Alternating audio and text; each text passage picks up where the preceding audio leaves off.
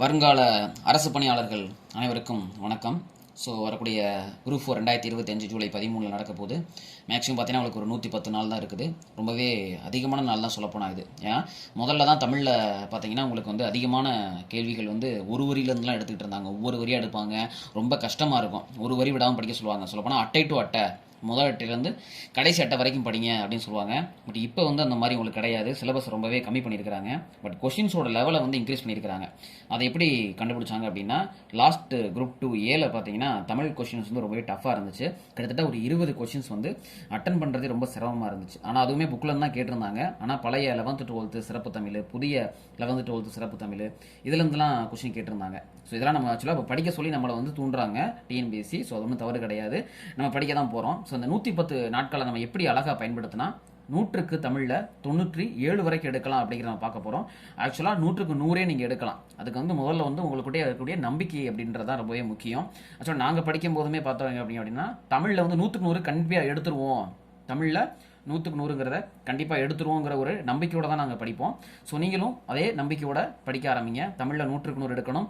Maths ரீசனிங்கை சேர்த்து 25க்கு 25 எடுக்கணும் அப்படிங்கிற ஒரு எண்ணத்தோடு நீங்கள் படிக்க ஆரம்பிச்சிங்க அப்படின்னா கண்டிப்பாக தமிழ் உங்களுக்கு வந்து 100க்கு 97க்கு மேலேயே வரும். 100க்கு 100 கூட எடுக்கலாம் பை லக். உங்களுக்கு கண்டிப்பாக ஒரு 5 கொஷின் அப்படிங்கிறது வந்து டஃப்பாக தான் வைப்பாங்க. இப்போன்னு கிடையாது, அது எப்பயுமே வைக்கக்கூடியது தான்.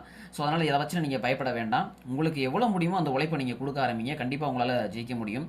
ஸோ இப்போ இருக்கக்கூடிய சிலபஸ், அந்த சிலபஸ் நம்ம என்ன பண்ணியிருக்கோம் அப்படின்னா தனித்தனியாக பிரித்து உடச்சி உங்களுக்கு நாங்கள் கொடுத்துருக்குறோம்.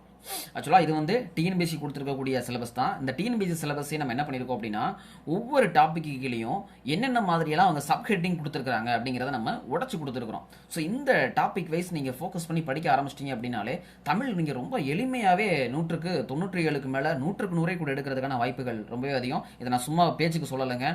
கண்டிப்பாக நீங்கள் உங்களுடைய உழைப்பை கொடுத்தீங்க அப்படின்னா ஒரு நாளைக்கு 4 மணி நேரம் தமிழுக்கு வந்து ஸ்பெண்ட் பண்ணி டாபிக் வைஸாக நீங்கள் கவர் பண்ணிட்டே வந்தீங்கன்னா கண்டிப்பாக நீங்கள் 100க்கு 97க்கு மேலே நீங்கள் எடுக்கலாம். இதில் ஃபர்ஸ்ட் டாபிக் பார்த்தீங்க அப்படின்னா இலக்கணத்தில் 25 மார்க் கேட்குறோம் அப்படின்னு சொல்லியிருக்காங்க. இந்த 25 மார்க்கை டிஎன்பிஎஸ்சி எப்படி உடச்சிருக்காங்க அப்படின்னா எழுத்து சொல் அப்படின்னு சொல்லி மொத்தம் 2 டாப்பிக்காக அவங்க வந்து உடச்சிருக்காங்க. இந்த எழுத்து சொல்லில் மட்டும் பார்த்தீங்க அப்படின்னா எழுத்து அப்படிங்கிறது கீழே ஒரு 11 டாபிக் கவர் ஆகுதுங்க. அதை நீங்கள் வந்து ஒவ்வொருதையும் நீங்கள் உடச்சி பார்த்தீங்க அப்படின்னா தெரியும் 11 டாபிக் கவர் ஆகுது. எப்படின்னு சொல்லிடுறேன் கேளுங்களேன். எழுத்தில் பிரித்தெழுதுக, சேர்த்தெழுதுக, சந்திப்பிழை, குறிநடைல் வேறுபாடு, லகர நகர வேறுபாடு, சுட்டெழுத்து, வினா எழுத்துன்னு சொல்லிட்டு இதெல்லாம் தனித்தனியாக நீங்கள் உடச்சி பார்த்தீங்க அப்படின்னா எழுத்தில் மட்டுமே ஒரு 11 டாபிக் கவர் ஆகுது. அதே மாதிரி சொல்லில் வேர்ச்சொல்லறிதல், வேர்ச்சொல்லே உங்களுக்கு வினைமுற்று, வினையச்சம், வினையாளனை பெயர், பேரச்சம், வினைச்சொல்லு, இது ஒற்றுப்பிழை அறிகிறது, இந்த மாதிரி இந்த சொல்லு அப்படிங்கிறதுல ஒரு 11 டாபிக்ஸ் கவர் ஆகுது. ஸோ இந்த எழுத்து கீழே 11, சொல்லு கீழே ஒரு 11, மொத்தம் 22 டாபிக் இருக்குது. இதில் ஒவ்வொரு டாப்பிக்லையும் நீங்கள் ஒரு கொஸ்டின் அப்படின்னு எடுத்துக்கிட்டீங்கன்னா கூட இதுலேருந்து உங்களுக்கு 22 கொஸ்டின்ஸ் கேட்க முடியும். புரியுதுங்களா? ஸோ 22 கொஸ்டின்ஸ்லேருந்து கேட்க முடியும். ஒவ்வொரு டாப்பிக்லேருந்து ஒரு கொஸ்டின் கேட்டால் கூட ஸோ தாராளமாக அவங்க இலக்கணத்தில் 25 கொஸ்டின் கேட்க முடியும். ஸோ நீங்கள் என்ன பண்ணணும்னா ஒரு டாப்பிக்கை கூட விடாமல் எல்லா டாப்பிக்லையுமே வந்து நீங்கள் தரவோட இருக்க வேண்டியது ரொம்பவே அவசியம். ஓகேங்களா? ஸோ இப்படி தான் இலக்கணத்தில் 25 மார்க் நீங்கள் எடுக்கணும் அப்படிங்கிற சொல்லியாச்சு. நெக்ஸ்ட் சொல்லகராதிங்க. சொல்லகராதியை பார்த்தீங்க அப்படின்னா 15 மார்க்கு. ஓகேங்களா? 15 மார்க் கேட்குறதா சொல்லியிருக்காங்க. இதை அவங்க எப்படி உடச்சிருக்காங்க அப்படின்றத பாருங்களேன். கிட்டத்தட்ட நாங்கள் ஒரு 11 டாபிக்ஸ்க்கு கீழே அந்த சொல்லகராதியை நாங்கள் கொண்டு வந்திருக்கிறோம். ஸோ அவங்க கொடுத்துருக்கக்கூடிய எக்ஸ்பிளைன் பண்ணி அவங்க சின்ன சின்னதுக்குமே எடுத்துக்காட்டி இப்படி தான் நாங்கள் கேட்க போகிறோம், இப்படி தான் நாங்கள் கேட்க போகிறோம்னு சொல்லி அவங்க கொடுத்துருக்காங்க. நம்ம அந்தளவுக்கு எடுத்துக்காட்டெல்லாம் போடாமல் உங்களை வந்து டைரெக்டாக சப்ஹெட்டிங் மட்டும் நம்ம கொடுத்துருக்குறோம். சொல்லகராதியில் டைரெக்டாக எதிர்ச்சொல் கேட்பாங்க. ஓகேங்களா? ஒன்றுக்கு எதிர்ச்சொல் என்ன, அண்மைக்கு சேமை தான் எதிர்ச்சொல், உயர்வுக்கு தாழ்வு எதிர்ச்சொல், இந்த மாதிரி கொஸ்டின் கேட்பாங்க எதிர்ச்சொல். நெக்ஸ்ட் கோடிட்டேடம். கோடிட்டேடம் என்பது என்னது? கல்விக்கு அழகே அப்படின்னு சொல்லி கோடி ஒரு டேஷ் விட்டுருவாங்க. அழகு அப்படின்னு நம்ம ஃபில் பண்ணணும் அதை. ஸோ இதுவும் ரொம்ப ஒரு ஈஸியான ஒரு டாபிக் தான். நெக்ஸ்ட் பொருள் தருக. ஸோ இந்த தமிழ்லேயே நீங்கள் ரொம்ப அதிகமாக படிக்கக்கூடிய ஒரு டாபிக் அப்படின்னா அந்த பொருள் தருக தாங்க. நீங்கள் அதிகமாக கவனம் செலுத்தி அதிக நேரம் ஸ்பெண்ட் பண்ணக்கூடியதும் இந்த பொருள் தருகைக்கு தான் இருக்கும். ஏன் அப்படி சொல்கிறேன்னா இந்த பொருள் தருகை அப்படிங்கிற இந்த ஒரு டாப்பிக்கே தமிழில் நிறைய இடத்துல வந்துக்கிட்டே இருக்குங்க. திருப்பி திருப்பி சொல்லிட்டு இருக்காங்க. வேற வேற வேற வேற மாடுலேஷனில் இந்த பொருள் தருகவே கேட்டுக்கிட்டே இருக்கிறாங்க. உதாரணத்துக்கு சொல்கிறேன் பாருங்களேன். பொருள் தருகை அப்படிங்கிறது நமக்கு என்ன தெரியும் அப்படின்னாக்க வன்மை அப்படின்னு என்ன அர்த்தம் சொல்லுவோம் நம்ம இப்போ கொடை அப்படின்னு சொல்லுவோம் இல்லைங்களா? அதே மாதிரி வந்து பகை அப்படின்னாக்க தீமை, இந்த மாதிரி ஒவ்வொரு பொருளுக்கும் அர்த்தம் தருவோம். ஸோ இந்த மாதிரி பொருள் தருகை அப்படிங்கிறது ஒரு ஹெட்டிங். அதுலேயே இன்னொரு ஹெட்டிங் இருக்குது, ஒரு பொருட்பன்மொழி, ஒரு பொருளை தரக்கூடிய பல சொற்கள் இருக்கக்கூடியது, இது ஒன்று. அதுக்கப்புறம் இருபொருள், ஒரே வார்த்தை இரு பொருளை தரக்கூடியது. உதாரணத்துக்கு வேட்கை அப்படின்னு சொல்லுவாங்க, விருப்பம் சொல்லுவாங்க, வேங்கை அப்படின்னு சொல்லுவாங்க. வேங்கைனா புலின்னு சொல்லலாம், வேகின்ற கை அப்படின்னு சொல்லுவாங்க. ஓகேங்களா. ஸோ இதே மாதிரி எட்டு அப்படிங்கிறது ஒரு எட்டு அப்படிங்கிறது எப்படி பிரிப்பாங்க அப்படின்னா எண் கூட்டல் தூ அப்படின்ற மாதிரி பிரிப்பாங்க. ஸோ மாதிரி இருபொருள் தரக்கூடிய ஒரு சொல் இருக்குது. அதே மாதிரி பல பொருள், ஒரே சொல்லு பல பொருளை தரும். உதாரணத்துக்கு அம்பி, வங்கம், இது மாதிரி கடலுக்கு பல பேர் சொல்லுவாங்க, கப்பலுக்கு பல பேர் சொல்லுவாங்க. ஸோ இந்த மாதிரி ஒரு சொல் பல பொருளை தருவது. ஸோ இந்த பொருள் தருக அப்படிங்கிற ஒரே டாப்பிக்கை பார்த்தீங்க அப்படின்னா திருப்பி திருப்பி வேறு வேறு மாடுலேஷனில் கேட்டு வச்சிருக்கிறாங்க. ஸோ இதை பற்றி நீங்கள் பயப்படவே தேவை கிடையாது. ஸோ பொருள் தருக தான் நீங்கள் தமிழை பொறுத்த வரைக்கும் நீங்கள் அதிகமாக படிக்க வேண்டியது பொருள் தருக அப்படிங்கிறது தாங்க. அதில் ஓரெழுத்து ஒரு மொழியாக இருக்கட்டும், இல்லை ஒரு பொருட்பன்மொழியாக இருக்கட்டும், இருபொருள் தருக என்பதாக இருக்கட்டும், இல்லை பல பொருள் தருக அப்படிங்கிறதா இருக்கட்டும், இது எல்லாமே ஒரே டாப்பிக்கில் தாங்க கவர் ஆகுது. அதுதாங்க பொருள் தருக அப்படிங்கிறது. ஸோ இந்த பொருள் தருக அப்படிங்கிறது தான் நீங்கள் எடுத்தவனையும் அதிக இம்பார்ட்டன்ட் கொடுக்க வேண்டிய ஒரு விஷயம். ஓகேங்களா. நெக்ஸ்ட் பார்த்தீங்கன்னா மருவு பெயருங்க. மருவு பெயர், மருவு பெயர் அப்படிங்கிறது வந்து நார்மலான ஒரு தமிழ் வார்த்தை கொஞ்சம் மருவி அமைஞ்சிருக்கும். இப்போ நம்ம தஞ்சாவூரை தஞ்சை அப்படின்னு சொல்கிறதும், புதுச்சேரியை புதுவை அப்படின்னு சொல்கிறதும், ஸோ இது மாதிரி மருவி இருக்கிறதுக்கு கொஞ்சம் அதாவது ஒரு டாப்பிக்காக வச்சிருக்கிறாங்க. நெக்ஸ்ட் பேச்சு வழக்கு சொல். பேச்சு வழக்கு சொல் அப்படிங்கிறது நேற்று மழை பெஞ்சிச்சு அப்படின்னுவோம், நேற்று மழை பெய்தது அப்படிங்கிறத உண்மையான ஒரு வார்த்தையாக இருக்கும். ஸோ இந்த மாதிரி பேச்சு வழக்கில் நம்ம சொல்கிற வார்த்தைக்கும் உண்மையான தமிழ் வார்த்தைக்கும் இதில் வித்தியாசத்தை படிச்சுக்கணும். ஸோ இது வந்து பேச்சு வழக்கு அப்படின்னு சொல்கிறாங்க. நெக்ஸ்ட்டு பிழை திருத்தங்க. பிழை திருத்தம் அப்படிங்கிறது ஒன்றும் கிடையாது. ஸோ அப்போ சொன்ன பேச்சு வழக்கு மாதிரியே தான் ஆக்சுவலாக இதுவுமே. ஸோ நீங்கள் ஒரு டாப்பிக்கை நீங்கள் நல்லா படிச்சிட்டிங்க அப்படின்னாலே உங்களுடைய புரிதலை வைத்து முழுக்க முழுக்க அந்த தமிழ் 100 கொஸ்டினுமே பார்த்தீங்க அப்படின்னா உங்களுடைய புரிதலை வைத்து கேட்கறது தாங்க. ஏன்னா முதல்ல தான் நீங்கள் வந்து என்ன பண்ணிக்கிட்டு இருந்தாங்கன்னா ஒரு பாடத்தை அப்படியே மொட்டை மனப்பாடம் பண்ணிட்டு போய் எழுதுவோம் அப்படின்ற மாதிரிலாம் இருந்துகிட்டு இருந்துச்சு. பட் இப்போ இருக்கக்கூடிய கொஸ்டின் பேட்டர்னே எப்படி இருக்குது அப்படின்னா நீங்கள் எந்த அளவுக்கு தமிழை புரிஞ்சுக்கிறீங்க, அந்த ஒரு மொழியை எந்த அளவுக்கு நீங்கள் புரிஞ்சு வச்சுக்கிட்டு இருக்கீங்க அப்படின்றத பேஸ் பண்ணி தான் அவங்க கொஸ்டினே சிலபஸையே அவங்க அதை பேஸ் பண்ணி தான் உங்களுக்கு என்ன பண்ணியிருக்காங்கன்னா வச்சிருக்காங்க. அதுதான் இப்படி கொடுத்துருக்காங்க பாருங்க, பிழை திருத்தம் அப்படின்னு சொல்லிட்டு. ஓகேங்களா. பேச்சு வழக்கில் எப்படிலாம் நீங்கள் வந்து பிழையை திருத்தலாம், ஒரு குழந்தை, ஒரு அம்மா, ஒரு அம்மா, ஒரு குழந்தை, ஒவ்வொரு இடத்துலையுமே வந்து ஒருங்கிற வார்த்தையை எப்படி யூஸ் பண்ணணும், ஓர் அப்படிங்கிற வார்த்தையை எப்போ யூஸ் பண்ணணும், அது அப்படிங்கிற ஒரு வார்த்தையை எப்படி நம்ம யூஸ் பண்ணணும், அஃது அப்படிங்கிற வார்த்தையை நம்ம எப்படி யூஸ் பண்ணணும், எத்தனை அப்படிங்கிற வார்த்தையை எந்த இடத்துல பயன்படுத்தணும், எத்துணை அப்படிங்கிற வார்த்தையை எந்த இடத்துல பயன்படுத்தணும், இந்த மாதிரி ஒவ்வொரு வார்த்தையுமே எந்த இடத்துல பயன்படுத்தணும் அப்படின்னு கேட்குறாங்க. ஓகேங்களா. இதுதான் பிழை திருத்தம் சொல்கிறாங்க. நெக்ஸ்ட் பாருங்களேன், அடுத்த டாபிக் சொற்களை இணைத்து புதிய சொல்லை உருவாக்குதல். இதெல்லாம் நம்ம சின்ன வயசுல படிச்ச ஒரு டாபிக்ங்க. ஆக்சுவலா இது மட்டும் கிடையாது, நம்ம பார்க்கக்கூடிய கோடிட்டடமா இருக்கட்டும், இந்த பேச்சு வழக்கு சொல்லா இருக்கட்டும், பிழை திருத்தமா இருக்கட்டும், இது அனைத்துமே பார்த்தீங்கன்னா ரொம்ப சின்ன வயசுல சின்ன பிள்ளையில படிச்ச ஒரு 6வது 7வது படிக்கக்கூடிய பசங்களுக்கு சொல்லக்கூடிய ஒரு கொஸ்டின் தான் இது எல்லாமே. சொற்களை இணைத்து புதிய சொல் உருவாக்குதல் அப்படிங்கிறது. ஓகேங்களா. ஒரு 4-5 சொல்லுங்க சதறி கிடக்கும், அந்த சொல்ல ஒன்னா சேர்த்து என்ன பண்ணணும், நீங்க ஒரு புதிய சொல்லை உருவாக்கணும். ஓகேங்களா. நம்ம சின்ன வயசில் படித்த பல கதைகள் இருக்கும் இல்லைங்களா, அந்த மாதிரி என்னது ஒரு கதையில் இருக்க ஒரு வார்த்தையை தூக்கி கொடுத்து அதை வந்து என்னாச்சும் புதிய சொல்லை உருவாக்க சொல்லிடுவாங்க. ஓகேங்களா. இது ஒரு டாப்பிக்காக கொடுத்துருக்காங்க. அடுத்த டாபிக் பாருங்களேன், அடைப்பு குறி சொல். என்ன கேட்டிருக்காங்க பாருங்க, அடைப்பு குறி சொல் அப்படிங்கிற ஒன்றுமே கிடையாது. அடைப்பு குறிக்குள்ள ஒரு சொல்ல கொடுத்துருவாங்க, அந்த சொல்ல நீங்கள் எந்த இடத்துல எப்படி பயன்படுத்தணும் அப்படிங்கிறத நீங்கள் கண்டுபிடிக்கணும். உதாரணத்துக்கு ஏனெனில், ஆகையால் அப்படின்ற வார்த்தையை கொடுத்துருவாங்க. ஓகேங்களா. அதை வந்து கரெக்டாக நீங்கள் பயன்படுத்தணும். ஓகேங்களா. உதாரணத்துக்கு எப்படி சொல்கிறாங்கன்னா, நான் காட்டிற்கு சென்றேன் டேஷ் புலியை பார்த்தேன்னு கொடுத்துட்றாங்க. அப்படின்னா நான் காட்டிற்கு சென்றேன் அதனால் புலியை பார்த்தேன். ஸோ அந்த அதனால், ஏனெனில், ஆகையால், எனக்கு உடல்நிலை சரியில்லை, ஆகையால் நான் ஆஃபீஸுக்கு அலுவலகத்திற்கு வர முடியவில்லை. ஸோ வந்து அந்த ஆகையால்ன்ற வார்த்தை எங்கே பயன்படுத்துகிறோம், ஏனெனில் அப்படிங்கிற அந்த வார்த்தை எங்கே பயன்படுத்துகிறோம். ஸோ இதெல்லாம் தான் அவங்க கேட்க வராங்க. இந்த வார்த்தையெல்லாம் நம்ம எங்கே பயன்படுத்துகிறோம் அப்படின்றத அவங்க கேட்குறாங்க. அடைப்புக்குறி சொல், அடைப்புக்குறிகளை சொல்லி கொடுத்துருவாங்க, அந்த சொல்லை நம்ம எங்கே பயன்படுத்தணும் அப்படின்னு சொல்லி கேட்க வராங்க. நெக்ஸ்ட் பாருங்களேன், ஓரெழுத்து ஒரு மொழி. ஆக்சுவலாக இந்த நம்ம முன்னாடியே பார்த்துட்டோம், இந்த பொருள் தருக அப்படிங்கிறத பார்த்துட்டோம். ஓகேங்களா. ஆ அப்படிங்கிறதுக்கு என்ன அர்த்தம், பசுன்னு சொல்லுவாங்க. கோ அப்படின்னா அரசன் அப்படின்னு சொல்லுவாங்க. இப்போ கூட குரூப் டியில் கா அப்படிங்கிறதுக்கு என்ன அர்த்தம் சொல்லி கேட்டிருந்தாங்க. கா அப்படிங்கிறதுக்கு என்னது, சோலை அப்படின்னு சொல்லுவாங்க. காவல் அப்படின்னு அர்த்தம் சொல்லுவாங்க. ஸோ இந்த மாதிரி ஓரெழுத்து ஒரு மொழி கிட்டத்தட்ட 42 ஓரெழுத்து ஒரு மொழிகள் இருக்குன்னு சொல்லி நன்னூல் சொல்லுது. ஓகேங்களா. 42ல் வந்து 2 தான் குறில் எழுத்து. அது என்னது, நோ மற்றும் தூ. ஓகேங்களா. இது 2 மட்டும்தான் குறில் எழுத்து. இந்த மாதிரி ஓரெழுத்து ஒரு மொழி 42 சொற்களுக்கும் படிச்சு வச்சுக்கோங்க. ஸோ இதுல என்ன தெரியுது, இதுவும் பொருள் தருக மாதிரி தான் கிட்டத்தட்ட. ஓகேங்களா. நெக்ஸ்ட் பாருங்க, பொருந்தா சொல் அப்படின்னு ஒரு டாபிக் கேட்குறாங்க. பொருந்தா சொல் அப்படிங்கிறது, பொருந்தா சொல் அப்படின்னா என்னங்க, ஏற்கனவே தெரிஞ்சிருக்கக்கூடிய ஒரு 4 வார்த்தையில் புதுசாக ஒரு வார்த்தையை கொடுத்துருவாங்க. ஓகேங்களா. 4 வார்த்தையில் ஒரு வார்த்தை சம்மந்தமில்லாத வார்த்தையாக இருக்கும். ஓகேங்களா. அந்த வார்த்தை தான் பொருந்தாத சொல்லாக இருக்கும் அப்படின்னு சொல்லி சொல்கிறாங்க. உதாரணத்துக்கு என்ன சொல்லலாம், நம்ம இயல் இசை நாடகம் கூடவே வந்து தமிழ்னு கொடுத்துருவாங்க. இயல் இசை நாடகம், ஆப்ஷன் 4வது என்னது, தமிழ் அப்படின்னு கொடுத்துருவாங்க. அப்போ பொருந்தாது இது தமிழ் அப்படிங்கிற வார்த்தை தான் பொருந்தாதது. ஓகேங்களா. இல்லாட்டி என்ன பண்ணுவாங்க, ஒரு எலக்ட்ரானிக் சம்பந்தமான ஒரு 4 பொருட்களை கொடுத்துட்டு அதில் சம்மந்தமே இல்லாத மெக்கானிக் சம்பந்தமான ஒரு வார்த்தையை கொடுப்பாங்க. ஸோ அந்த மெக்கானிக் வார்த்தை தான் பொருந்தாத ஒரு வார்த்தையாக இருக்கும். ஓகேங்களா. அதே மாதிரி அறநூல்கள் 4 அறநூல்கள் கொடுத்துருவாங்க. ஓகேங்களா. அது நாலடியாறு, பழமொழி 400, இன்னா 40, கூடவே சிலப்பதிகாரம்ன்ற வார்த்தையை கொடுத்துருவாங்க. அப்ப எது பொருந்தாது?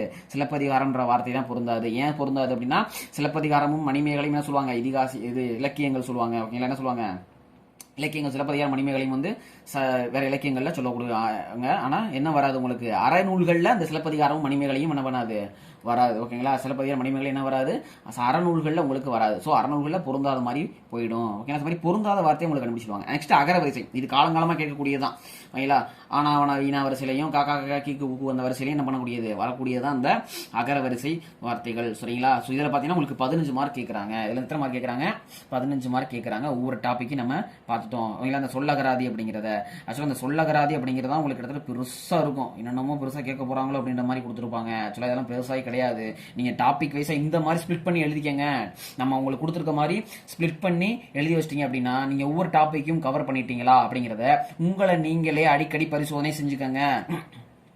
உங்களை நீங்களே எத்தனை வாட்டி பரிசோதனை பண்றீங்களோ அத்தனை வாட்டி உங்களுடைய அந்த படிக்கக்கூடிய திறன் அப்படிங்கிறது மேம்பட்டுக்கிட்டே இருக்கும். ஓகேங்களா. நெக்ஸ்ட் 3வது இதுக்கு வந்துருவோம். 3வது பார்த்தீங்கன்னா எழுதும் திறன். இந்த எழுதும் திறன் அப்படிங்கிறது எத்தனை மார்க் கேட்குறாங்க பாருங்களேன்? 15 மார்க் கேட்குறாங்க. ஓகேங்களா. இதுக்குள்ள இருக்கக்கூடிய சின்ன சின்ன டாபிக்ஸ் பாருங்க. சொற்றொடர், தொடர் வகை, செய்வினை செய்யப்பாட்டு வினை, ஒருமைப்பன்மை, வலுவலா நிலை, குறியிடுதல், இதெல்லாம் கேட்டிருக்காங்க. சொற்றொடர் அப்படின்னா ஒண்ணுமே கிடையாது. சொற்களை ஒழுங்குபடுத்தி எழுதுவது. ஓகேங்களா. சொற்களை ஒழுங்குபடுத்தி எழுதுவது. அதாவது ஐயர் வரும் வரை அமாவாசை காத்திருக்காது நமக்கு வார்த்தை தெரியும். ஓகேங்களா. இது ஒரு பழமொழி தான் ஆக்சுவலா. ஸோ இதே மாதிரி ஏதாவது வார்த்தை கொடுத்துருவாங்க. குடியரசுத் தலைவர் நாளை கொடியை ஏற்றினார். இல்லைங்களா. நாளை கொடியை ஏற்றி வைக்க வருகிறார். இதை அப்படியே மாற்றி இருக்கும். கொடியை குடியரசுத் தலைவர் வைக்கிறார் ஏற்றி. இல்லைங்களா. அது மாதிரி மாற்றி இருக்கும். அந்த வார்த்தையை நம்ம என்ன பண்ணணும்? அரேஞ்ச் பண்ணணும். இது நீங்கள் ஒரு 2 வாட்டி அதை நீங்கள் வாசிச்சு பார்த்தீங்கனாலே இது உங்களுக்கு புரிஞ்சிடும். ஸோ இதுல இருந்து உங்களுக்கு என்ன தெரியுது? இது ஒரு புரிதல் அடிப்படையான ஒரு டாபிக் அப்படின்றது உங்களுக்கு தெரியுது. ஓகேங்களா. இதுக்கெல்லாம் நீங்கள் தனியாக படிக்கணும் அப்படின்ற அவசியமே கிடையாது. நீங்கள் அதிகமாக தமிழ் வார்த்தைகளை வந்து வாசித்து கொண்டிருந்தீங்கனாலே போதுமானதாக இருக்கும். இதெல்லாம் நீங்கள் ஈஸியாக அட்டன் பண்ணிடலாம். அடுத்து பாருங்களேன், தொடர் வகை. இந்த தொடர் வகையும் சில நேரங்களில் குழப்பக்கூடிய மாதிரியான கொஸ்டின்லாம் வருங்க. இல்லையா. தொடர் வகையில் ஒன்றுமே கிடையாது. செய்தி வகையில் மொத்தம் 4 வகையான செய்தி தொடர், வினை தொடர், அந்த மாதிரி செய்தி தொடர். செய்தி தொடர்னா என்னது அப்படின்ற மாதிரி கொஸ்டின் கேட்பாங்க. ஓகேங்களா. செய்தி தொடரை பற்றி கேட்பாங்க, வினை தொடரை பற்றி கேட்பாங்க, வினா தொடரை பற்றி கேட்பாங்க. ஓகேங்களா. இந்த மாதிரி தொடர் வகை வந்து ஒரு 4 விதமான தொடரை பற்றி அவங்க என்ன பண்ணுவாங்க? கேட்பாங்க. அடுத்து பாருங்க, செய்வினை, செய்யப்பாட்டு வினை, தன்வினை, பிறவினை. இதுவும் அடிக்கடி கேட்கக்கூடிய ஒரு கேள்வி. ஓகேங்களா. செய்வினை அப்படிங்கிறது வந்து குடியரசுத் தலைவர் கொடியை ஏற்றினார் என்று செய்வினை. கொடி குடியரசுத் தலைவரால் ஏற்றப்பட்டது. பட்டது வந்துச்சுன்னா என்னது? செய்யப்பாட்டு வினை. அதுவே தன்வினை அப்படிங்கிறது என்னது? நான் என்ன பண்ணேன்? நான் வந்து ஒரு கவிதை எழுதினேன் அப்படின்றது தன்வினை. ஓகேங்களா. எழுதுவித்தேன், இல்ல படிப்பித்தேன், ஒருத்தரை வச்சு செஞ்சேன், வைத்தேன் அப்படின்றத பார்த்தீங்கன்னா அது பிறவினையில வந்து வந்துடும். ஓகேங்களா. ஸோ இதெல்லாம் வந்து நம்ம எப்படி எழுதணும் அப்படிங்கிறத வச்சு கொண்டு வராங்க. அடுத்து பாருங்க, ஒருமைப்பன்மை. ஒருமைப்பன்மை அப்படின்னு ஒன்றுமே கிடையாது. மாடு மேய்ந்தது அப்படின்னா ஒருமை, மாடுகள் மேய்ந்தன. ஸோ வந்து பன்மை அது, அவ்வளோதான். சிங்கிள் புளூரல் மாதிரி என்ன பண்ணிடுறாங்க? அதை கொண்டு போயிடுறாங்க. சிங்குலர் என்னது புளூரல் மாதிரி என்ன பண்ணிடுறாங்க? அதை கொண்டு போயிடுறாங்க. அடுத்து பாருங்களேன், இந்த வலுவலா நிலையை தாங்க நம்மளுடைய தமிழ் சிலபஸ்ல கிட்டத்தட்ட ஒரு 1/2 பக்கத்துக்கு பெருசா எடுத்துக்காட்டுன்ற மாதிரி கொடுத்து ஏதோ பெருசா கேட்டிருக்க மாதிரி அவங்க வந்து நம்மளை பயமுறுத்துறாங்க. ஆக்சுவலா வலுவலா நிலை என்ன எப்படி கொடுத்துருக்காங்க அப்படின்னா, திணை தனியா, மரபு தனியா, பால்வெளி தனியா. வலு வந்து மொத்தம் 7 வகைப்படுங்க. வளாநிலை மொத்தம் 6 வகைப்படும். அந்த 7 வகைக்குமே அவங்க எக்ஸாம்பிள் கொடுத்துட்டு என்னமோ சிலபஸை பெருசா கொடுத்துருக்க மாதிரி சொல்றாங்க. ஆக்சுவலா சில பெரிய சிலபஸே கிடையாதுங்க இது. வலு அப்படிங்கிறது வந்து மொத்தம் 7 வகைப்படும் இல்லையா. அந்த 7க்குமே எக்ஸாம்பிள் கொடுத்துருக்காங்க. உதாரணத்துக்கு பாத்தீங்க அப்படின்னா, நம்ம மாடை பார்த்து என் அம்மை வந்தாள் அப்படின்னு சொல்றோம். என் அம்மை வந்தாள் அப்படின்னு சொல்றோம். மாடுங்கிறது என்னது? ஒரு அக்ரிணை. ஆக்சுவலா மாடுங்கிறது என்னது? ஒரு அக்ரிணை. அதை பார்த்து உயர்திணை மனிதர்களை குறிக்கக்கூடிய வார்த்தையான வந்தாள், அவன், இவன், அந்த வார்த்தையெல்லாம் பயன்படுத்துறோம் அப்படின்னா அது என்னது? ஒரு அக்ரிணை வார்த்தை. ஸோ அதை பயன்படுத்தக்கூடாது இல்லைங்களா. ஸோ இந்த இடத்துல ஒரு அக்ரிணையை உயர்திணை போல சொல்றதுனால அது என்ன வலுது? ஒரு திணை வலு. ஓகேங்களா. ஸோ இதே தான் எடுத்துக்காட்டுக்கு என்ன பண்ணியிருப்பாங்க அவங்க எல்லாத்தையும் கொடுத்துருப்பாங்க. அதே மாதிரி பால் வலுன்னு ஒன்று இருக்குது. ஓகேங்களா. சரவணன் வந்தாள் அப்படின்னு சொல்லுவோம். சரவணன் வந்தாள். சரவணங்கிறது ஆண் பேர். அதை வந்து வந்தாள்னு சொல்லி ஒரு பெண்ணை பற்றி சொல்றதுனால அது ஒரு பால் வலு. ஒரு ஆண்பாலை பெண்பாலை போல குறிப்பிடுறதுனால அது பால் வலு. இதே மாதிரி வலுநிலை, வலு அப்படின்றது 7 வகைப்படும். வளா அப்படிங்கிறது 6 வகைப்படும். ஓகேங்களா. இதை வச்சு அவங்க ஒவ்வொரு எடுத்துக்காட்டும் அவங்க என்ன பண்ணியிருப்பாங்க? கொடுத்துருப்பாங்க. அதே மாதிரி மரபு வலு அப்படின்னு ஒன்று இருக்கு. இந்த மரபு வலு அப்படிங்கிறதையுமே நிறைய இடத்துல கொடுத்துருக்காங்க. ஆக்சுவலா பாத்தீங்க அப்படின்னா, இந்த மரபு அப்படிங்கிறது ஒண்ணுமே கிடையாது. ஆக்சுவலா எப்படி வருதுன்னா, நாய் கத்தியது. இல்ல நாய் என்ன பண்ணும்? நாய் குறைக்க தான் செய்யும். ஆக்சுவலா நாய் கத்தாது இல்லைங்களா. அதே மாதிரி மயில் என்ன பண்ணும்? குயில் கூவும், மயில் அகவும். அது மாதிரி சொல்றோம் இல்லைங்களா.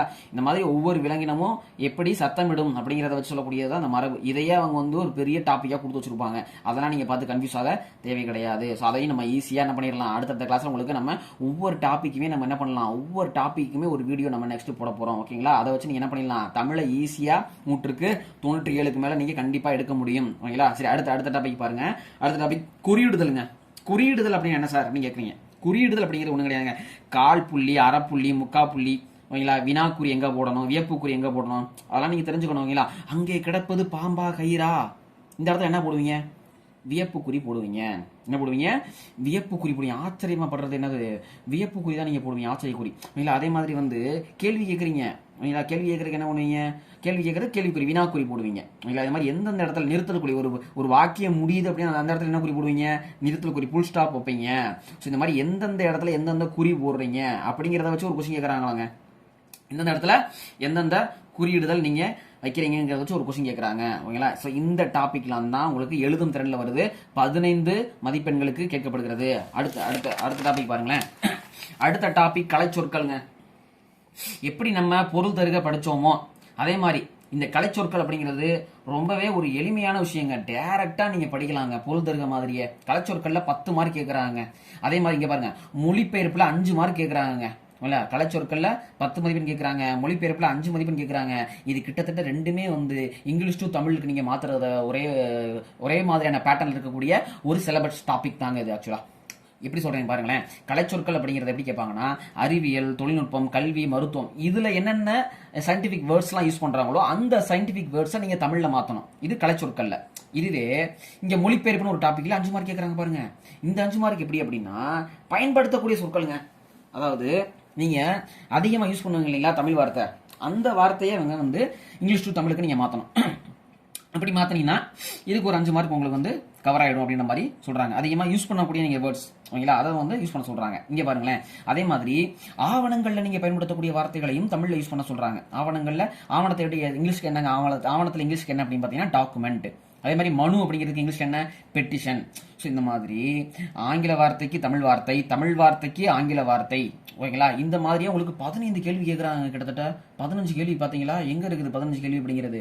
ஸோ நீங்க பொருள் தருக இந்த கலைச்சொற்கள் இதையே படிச்சீங்கனாலே உங்களுக்கு கிட்டத்தட்ட 30 மதிப்பெண் கிட்ட கவர் ஆயிரும் போல, அந்த மாதிரி தான் இருக்குது. ஓகேங்களா. ஸோ இந்த கலைச்சொற்கள் அப்படிங்கிறதும் ரொம்ப எளிமையான ஒரு டாபிக் தான் இந்த 10 மதிப்பெண்ணுக்கும். ஓகேங்களா. நெக்ஸ்ட் அடுத்த டாபிக் பாருங்களேன்.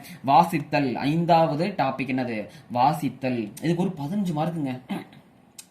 ரொம்பவே ஒரு அருமையான டாபிக் இந்த 15 மார்க். இந்த 15 மார்க் நீங்க சொல்லையா அப்படியே எடுக்கலாம். எப்படின்னு பாக்குறீங்களா, ஃபர்ஸ்ட் பாருங்க, 10ல் விடையறிதல் அப்படின்னு கொடுத்துருக்காங்க. இதெல்லாம் ரொம்ப ரொம்ப எளிமை. ஒரு பேராகிராஃப் கொடுத்துருவாங்க. ஒரு பேராகிராஃபை கொடுத்துட்டு அதுல இருந்து ஒரு 5 கொஸ்டின் கேட்பாங்க. ஒரு பேராகிராஃப் காமராஜரை பத்தி ஒரு பேராகிராஃப் கொடுத்துருவாங்க. காமராஜர் விருதுநகர் மாவட்டத்தில் பிறந்தாரு. குமாரசாமி சிவகாமிக்கு மகனா பிறந்தாரு. இவருக்கு கல்வி கண் திறந்தவர். கருப்பு காந்திலாம் பேர் இருக்குதுங்க. இவர் வந்து 54 இருந்து 63 வரைக்கும் இவர் வந்து முதல்வராக இருந்தாரு. 1975 வந்து இறந்துட்டாரு. இந்த மாதிரி ஒரு பேராகிராஃப் இருக்கும். இதுல உங்களுக்கு கொஸ்டின் கேட்பாங்க, காமராஜருக்கு பட்ட பேர் என்ன, கீழே கொடுத்துருவாங்க.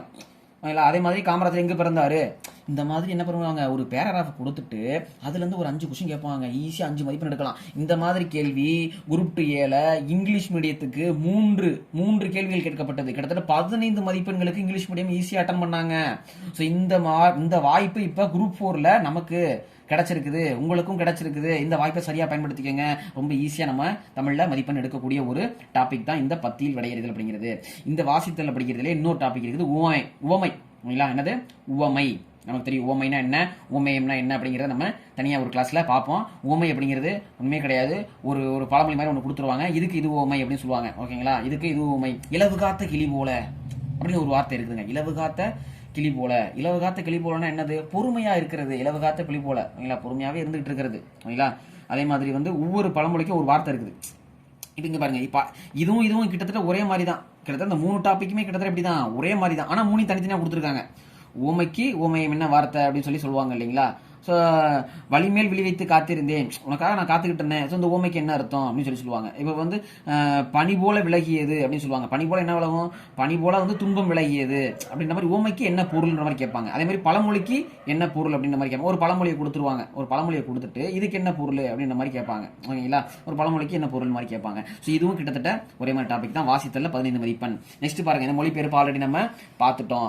நெக்ஸ்ட் டாபிக் தாங்க. இதுக்கு தாங்க நீங்க அதிகமான டைம் ஸ்பெண்ட் பண்ற மாதிரி இருக்கும். ஏன்னா இதுக்கு நீங்கள் நிறைய சோர்ஸஸை படிக்கிறதுக்கான ஒரு இதை கொடுத்து வச்சுட்டாங்க அந்த டாப்பிக்கில். மேலே இருக்க டாபிக் எல்லாமே பார்த்தீங்கன்னா புரிந்து படிக்கிறதுக்கான ஒரு டாப்பிக்கு. இது மட்டும்தாங்க நீங்கள் சில மனப்பாடம் பண்ணுற மாதிரியான ஒரு டாப்பிக்கு 15 மார்க்கு கொடுத்துட்டாங்க.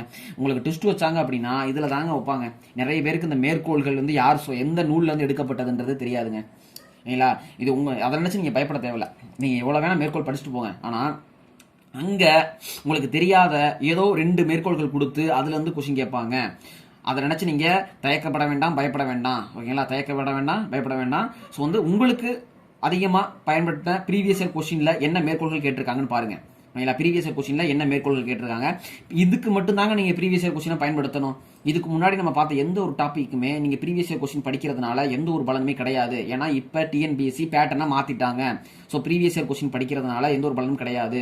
ஸோ அதனால் இந்த டாபிக் மட்டும் நீங்கள் என்ன பண்ணுங்கன்னா ப்ரீவியஸ் இயர் கொஸ்டினை கண்டிப்பாக படிங்க. ஏன்னா இந்த டாபிக் வந்து கண்டிப்பாக வெளியில் போகிற மாதிரி தான் கேட்பாங்க.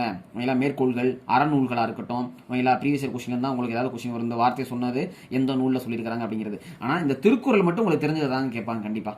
திருக்குறள் வந்து school book 6th to 10th வரைக்கும் நீங்கள் படிங்க. கிட்டத்தட்ட ஒரு 80 ஒரு 90 திருக்குறள் அவ்வளோதான் இருக்கும். இவங்க 20 அதிகாரம் சொல்லியிருக்கிறாங்க. ஆனால் 20 அதிகாரத்தை நீங்கள் போய் படிச்சுட்டு இருந்தீங்க அப்படின்னா கண்டிப்பாக அதெல்லாம் நேரம் பத்தாதுங்க. நீங்கள் ஏதாவது ஒரு நோட்ஸை வாங்கிட்டு 20 அதிகாரம் படிச்சுட்டு இருக்காதீங்க. ஸோ 80 90 திருக்குறள் என்ன இருக்கும், 6th to 10th வரைக்கும் என்னது அவ்வளோதான் இருக்கும். முடிஞ்சாட்டு 11th 12th கூட சேர்த்துக்குங்க. சேர்த்து படிச்சிங்க அப்படின்னா திருக்குறளுக்கு என்ன அர்த்தம், பொருள், அதை மட்டும் பார்த்துக்குங்க. இதை நீங்கள் ஈஸியாக அடிச்சிடலாம். அதே மாதிரி திருக்குறள் வந்து எப்போ வந்து பதிப்பிக்கப்பட்டது, எப்போ வெளியானது, யார் யார் என்னென்ன மொழியில் வந்து திருக்குறளை வந்து என்ன பண்ணியிருக்காங்க, மொழிபெயர்த்துருக்காங்க, திருக்குறள் சம்மந்தமாக யாராவது புகழ்ந்துருக்காங்களா, இதெல்லாம் கொஞ்சம் அவுட் சைட் சோர்ஸ் எடுத்து நீங்கள் படிச்சுக்கணும். இல்லையா? திருக்குறள் வந்து புக்கில் இருந்து தான் கேட்பாங்கன்ற சொல்ல முடியாது. ஸோ திருக்குறள் சம்மந்தமான செய்திகள் யாராவது சொல்லியிருக்காங்கன்றத என்ன பண்ணிக்கணும், பழைய புக்கு புது புக்கெல்லாம் கம்பேர் பண்ணி கண்டிப்பாக படிச்சுக்கணும். ஓகேங்களா? சரி, நெக்ஸ்ட் பாருங்க. தமிழின் தொன்மை சிறப்பு மொழிகள். தமிழின் தொன்மை சிறப்பு மொழிகள், இதுக்கெல்லாம் பாடம் நம்மளுடைய ஸ்கூல் புக்லேயே இருக்குது. தமிழின் தொன்மைனே ஒரு பாடம் இருக்கும், தமிழ் மொழியின் சிறப்புனே ஒரு பாடம் இருக்கும். இதை பற்றி ஒரு அறிஞர்கள் பரிமார் கலைஞர், பாவலர் பெருஞ்சித்திரனார், தேவனைய பாவாணர், இவங்கெல்லாம் ஒவ்வொன்று சொல்லியிருப்பாங்க. இதெல்லாம் ஸ்கூல் புக்லேருந்து நம்ம எளிமையாக படிக்க முடியும். அதே மாதிரி தான் தமிழ் சான்றோர்களும். ஸோ இந்த தமிழ் சான்றோர்கள் அப்படிங்கிற இந்த டாப்பிக்குமே பார்த்தீங்கன்னா உங்களுக்கு 6th to 10th வரைக்கும் தான் கேட்போம் அப்படின்னு ஸ்பெசிஃபிக்காக அவங்க கீழே கொடுத்துருக்குறாங்க. ஸோ அதனால் நீங்கள் அதை மட்டுமே படிங்க. ஏதோ ஒரு கொஸ்டின் வெளியில் போகலாம், அதை நினச்சி நீங்கள் பயப்பட வேண்டாம். அதை நினச்சி ஒரு துளி கூட நீங்கள் என்ன பண்ண வேணாம், பயப்படவே வேண்டாம். கண்டிப்பாக ஸ்கூல் புக்கில் தான் உங்களுக்கு கேட்பாங்க. தமிழ் சான்றோர்கள். ஓகேங்களா? தமிழ் சான்றோர்கள் அப்படிங்கிறது உங்களுக்கு கீவா ஜெகநாதன், தேவனைய பாவாணர், பாரதியார், அப்புறம் இந்த மாதிரி என்ன பண்ணியிருக்காங்க, ஒரு 10 அறிஞர்கள், ஊவேசா, அந்த மாதிரி ஒரு 10 அறிஞர்கள் வந்து 15 அறிஞர்கள்ட்ட அவங்களே கொடுத்துருக்காங்க. ஸோ இவங்களை பற்றி நம்ம பழைய புக்கு புது புக்கு கம்பேர் பண்ணி படிச்சிட்டோம்னா ரொம்பவே எளிமையாக இருக்கும். ஓகேங்களா? இவ்வளோ தாங்க இந்த யூனிட்ஸு. ஸோ தமிழை பொறுத்த வரைக்கும் இந்த 7 யூனிட்ஸ். ஓகேங்களா? இந்த 7 யூனிட்ஸில் பார்த்தீங்க அப்படின்னா உங்களுக்கு இந்த டாபிக்ஸ் ஒவ்வொரு யூனிட்டுக்கும் எத்தனை டாபிக் வருது அப்படிங்கிறத நம்ம பிரித்து கொடுத்துட்டோங்க. இவ்வளோதான் பிரித்து கொடுத்துட்டோம். ஸோ இந்த டாப்பிக்கை நம்ம ஒவ்வொரு நாளைக்கும் ஒவ்வொரு வீடியோவாக நம்ம இனிமேல் நம்ம சேனலில் வந்து அப்லோட் பண்ண போகிறோம். ஒவ்வொரு வீடியோவாக தனித்தனியாக ஒவ்வொரு டாப்பிக்குமே நான் அப்லோட் பண்ண போகிறோம். ஸோ அதை நீங்கள் பார்த்தீங்க அப்படின்னாலே உங்களுக்கு போதுமானதாக இருக்கும். நம்ம எப்படி கிளாஸ் ஸ்டார்ட் பண்ண போகிறோம் அப்படின்னு பார்த்தீங்க அப்படின்னா 6th to 10th புது புக்கில் இருக்கக்கூடிய மொழிப்பெயர்ச்சியெல்லாம் ஃபஸ்ட்டு முடிக்க போகிறாங்க. ஏன்னா இங்கே இருக்கக்கூடிய எல்லா டாபிக்ஸுமே பார்த்தீங்க அப்படின்னா உங்களுக்கு பின்னாடி இருக்கக்கூடிய மொழித்திறன் பயிற்சி தாங்க. ஒன்றும் பெரிய விஷயமே கிடையாது, மொழிபெயர்த்து பயிற்சி தான். ஸோ நம்ம என்ன பண்ண போகிறோம்னா ஒவ்வொரு டாப்பிக்கும் ஒவ்வொரு பருவமாக முடிக்க போகிறோம். ஒவ்வொரு பருவமாக முடிக்க போகிறோம். ஓகேங்களா? 6th அப்படின்னா முதல் பருவம், 6th அப்படின்னா செகண்ட் பருவம், 6th 3rd பருவம் மொழித்திறன் பயிற்சி. இந்த மாதிரி நமக்கு அடுத்தடுத்து வீடியோ போட போகிறோம். அடுத்து 7th முதல் பருவத்தில் மொழித்திறன் பயிற்சி, அப்புறம் 8th, அப்புறம் 9th, அப்புறம் 10th. இதே மாதிரி நமக்கு என்னது பழைய புக்கு, அதுக்கப்புறம் 11th 12th, அப்புறம் என்னது சிறப்பு தமிழ். ஓகேங்களா? ஸோ இதெல்லாம் நம்ம என்ன பண்ண போறோம் அப்படின்னா மொழித்திறன் பயிற்சியை மட்டுமே ஃபோக்கஸ் பண்ணி நம்ம என்ன பண்ணோம்னா கிளாஸ் நடத்த போறாங்க. ஸோ இதுல மட்டும் நீங்க வந்து கவனமா நம்மளுடைய ஒவ்வொரு வகுப்பையும் விடாம ஃபாலோ பண்ணீங்க அப்படின்னாலே கண்டிப்பா 100க்கு 100 எடுக்க முடியுங்க. உறுதியா சொல்றேன். நீங்க கரெக்டா ஃபாலோ பண்ணீங்கன்னா போதும், உங்களுடைய அதிர்ஷ்டம் கொஞ்சம் வேலை செஞ்சுதான் போதும். 100க்கு 95ங்கிறது கன்ஃபார்ம், 100க்கு 100 அப்படிங்கிறது வந்து நம்மளுடைய இலக்கு. ஓகேங்களா? 100க்கு 95ங்கிறது கன்ஃபார்ம், 100க்கு 100ங்கிறது நம்மளுடைய இலக்கு. ஸோ கண்டிப்பாக நம்மளுடைய சேனலை மறக்காமல் ஃபாலோ பண்ணிக்கோங்க. அடுத்தடுத்து ஒவ்வொரு டாப்பிக்கையும் நம்ம கண்டிப்பாக என்ன பண்ண போகிறோம், டெஸ்ட் மாதிரி வேறு அடுத்து வைக்க போகிறோம். ஸோ இலக்கணத்துக்கும் சொல்லகராதிக்கும் ஒவ்வொருத்துக்கும் நம்ம என்ன பண்ண போகிறோம், தனித்தனியாக வந்து எப்படி நம்ம இந்த கொஸ்டின்ஸை நம்ம அணுகிறது அப்படிங்கிறத முதலையும் நான் கற்றுக் கொடுக்க போகிறேன். ஸோ இலக்கை நோக்கி பயணிப்போம். நம்மளுடைய இந்த பயணம் கண்டிப்பாக ஒரு வெற்றி பயணம் அமையும். தமிழில் 100க்கு 100 அப்படிங்கிறத நம்ம கண்டிப்பாக அடைவோம். நம்ம அரசு பணியாதிகாரியாக மாறுவோம் அப்படிங்கிறத நம்பிக்கையாக வச்சுக்கோங்க. ஸோ இந்த வீடியோ சம்மந்தமான உங்களுக்கு ஏதாவது டவுட் இருந்துச்சு அப்படின்னா கமெண்ட்ஸில் தெரிவிங்க. நம்ம சேனலை சப்ஸ்கிரைப் பண்ணிக்கோங்க. மறக்காமல் பெல் ஐக்கானை கிளிக் பண்ணிக்கோங்க. அடுத்த ஒரு நல்ல தகவலோடு சந்திக்கிறேன். தேங்க்யூ.